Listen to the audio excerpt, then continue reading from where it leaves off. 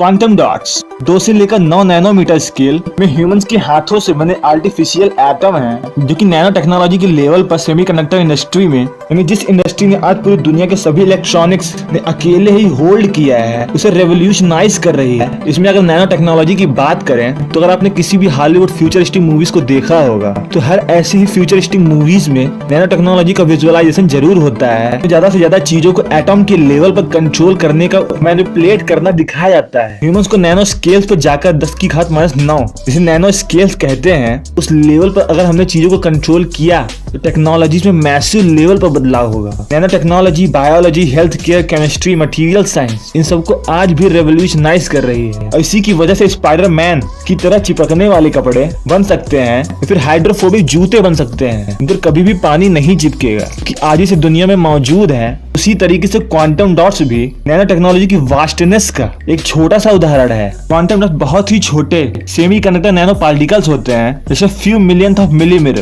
इसे लेबोरेटरी में बनाया गया था और आज इसे कॉमर्शियली बहुत बड़े स्केल पर यूज भी किया जा रहा है। और उसकी कहानी जानने के लिए 1937 में फ्रॉलिच ने बताया था कि कैसे हम इलेक्ट्रॉन को क्वांटम वेल में फंसा सकते हैं। यहाँ पे क्वांटम वेल बनाई जाती है कि बीच में इलेक्ट्रॉन भर के चारों तरफ से हाई एनर्जी को गोल गोल एक स्फीयर में बनाकर उन इलेक्ट्रॉन को कंट्रोल किया जाता है।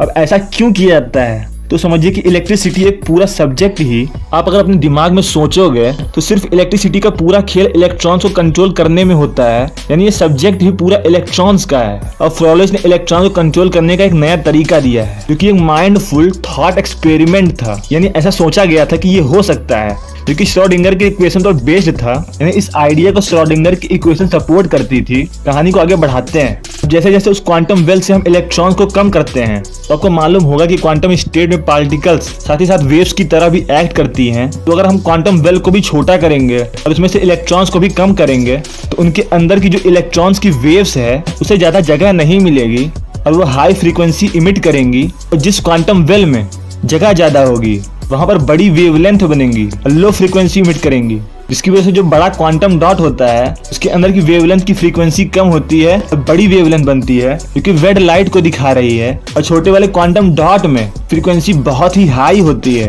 इसकी वजह से हाई एनर्जी एटम बनता है जो कि नीले रंग को दिखा रही है। यानी ये क्वांटम डॉट साइज के चेंज होने पर कलर भी चेंज करता है। ये कैसे करके दिखाया गया, इसके लिए 1981 में इकीमोव ने, यानी इन्हीं 3 नोबेल प्राइज विनर्स में से एक ने ये पेपर पब्लिश किया कि जब मैंने मोल्टन क्रिस्टल पर कलर्स वाले कॉपर क्लोराइड को अलग अलग टेम्परेचर पर देर देर तक गर्म किया और एक्सरे से डिटेक्ट किया, पता चला कि वहां पे अलग अलग साइज के अलग अलग एटम बने हैं जो कि डिफरेंट कलर शो ऑफ कर रहे हैं, जो कि क्वांटम डॉट्स थे। दूसरा एक्सपेरिमेंट 1983 में इसी नोबेल प्राइज विनर में से दूसरे ने किया। उनका एक्सपेरिमेंट था कि सनलाइट से केमिकल रिएक्शन करवाना, जिसके लिए आपको सनलाइट को मैक्सिमम अब्सॉर्ब करना होगा, जिसके लिए ऐसे पार्टिकल्स की जरूरत थी जिनका सरफेस लेवल ज्यादा हो।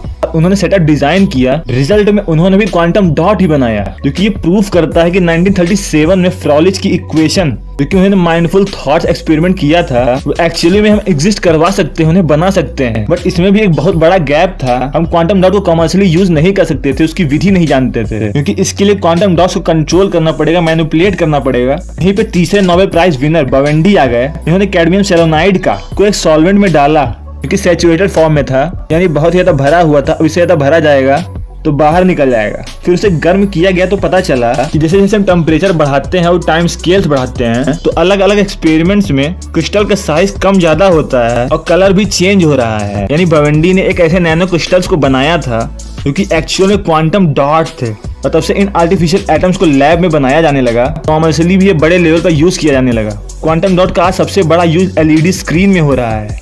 इसी के डिफरेंट लाइट इमिशंस की वजह से ये नैनो स्केल में जाकर बेहतरीन विजुअल एक्सपीरियंस दे पा रहे हैं। सोलर सेल, जहां क्वांटम डॉट का एक सेमीकंडक्टर में हाई इलेक्ट्रॉन मोबिलिटी में यूज किया जाता है, यानी ये ज्यादा सोलर स्पेक्ट्रम को अब्सॉर्ब करते हैं, सोलर सेल की एफिशिएंसी बढ़ाते हैं। ये लेजर में, सिंगल इलेक्ट्रॉन ट्रांजिस्टर में, फोटो डिटेक्टर डिवाइसेस में, फोटो कैटलिस्ट में खूब ज्यादा यूज किया जाता है। दोस्तों, अगर आपको नैनो टेक्नोलॉजी के और उसके डिफरेंट सब्जेक्ट को डिटेल में समझना है तो कमेंट बॉक्स में कमेंट करिए। प्लीज वीडियो को लाइक करिए, चैनल को सब्सक्राइब करिए। बाकी अभी के लिए इतना ही, बाय बाय।